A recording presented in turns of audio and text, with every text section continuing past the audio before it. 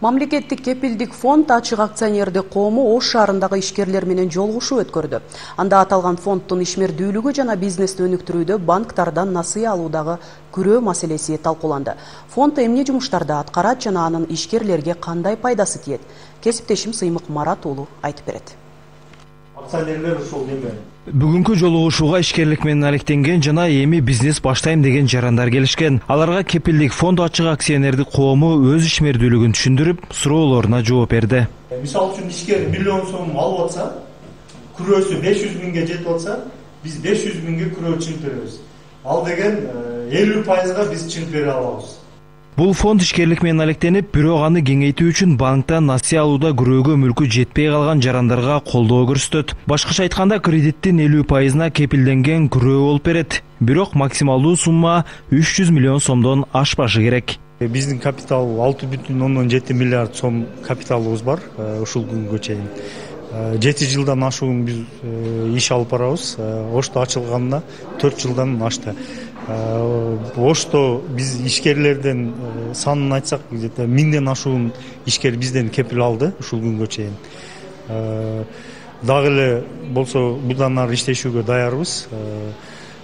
Ишкерлер кандай бир маселелер болсо биздин сайтка кирип, же болбосо биздин прямой телефон контакттарыбызга, номерлерге чыгып туруп суроо берсе дагы болот. Кепилдик фонддун Кыргызстандагы барлык банктар жана микрофинансылык компаниялар менен келишими бар. Өнөр жай, курулуш, айыл чарба, тигүү, текстил өндүрүшү жана туризм тармагындагы ишкерлерге колдоо көрсөтүлөт. Бул үчүн кепилдиктин суммасынан 2% алышат. Ал эми кепилдик 48 айга өрүлөт. Кайра өндүрүү болсо 2%, бул разовый комиссия деп коет. Башында гана бир төлөп берет. Эгерде соода жана коммерциялык багыт болсо 2,5% комиссиясы бар.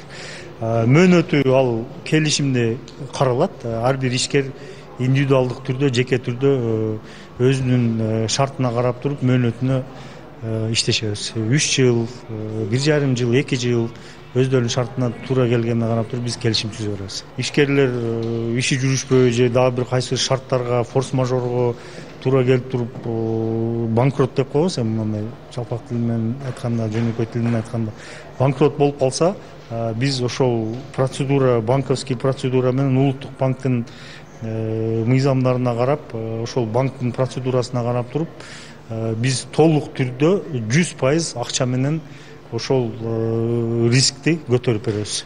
Буга чейин бул фонддун кызматын 3000ден ашуун ишкер пайдаланган. Бүгүнкү маалымат алууга келген ишкерлер да өз кызыгууларын билдиришүүдө. Бул боюнча мурда уккан эмеспиз, чында бүгүн биринчи жолу угуп атабыз. Анан эми иштешүү боюнча дагы ойлонуп көрүш керек. Азыр мен баягы тактоо иретинде бир нече суроолорду бердим, өзүмө керектүү жоопторду алдым.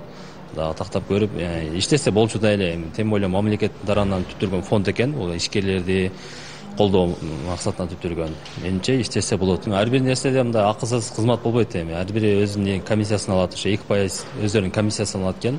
Анан ишкердин баягы төлөө шарты туура келбей калганда банктында ишкер катары ошол көрсөткөн кепилди төлөп берет экен да. Анан кийин кайра договор түзүп ишкер менен договор түзгөндөн кийин проценти жок же ишкер кайра ага төлөп берет экен. Бул эми бардыгына эле жагат го дейм. Белгилей кетсек, кепилдик фонд ачык акционердик коому чакан жана орто ишкердикти колдоо максатында түзүлгөн. Сыймык Марат уулу, Нурбол Талантбек уулу, ЛТР, Ош шаары.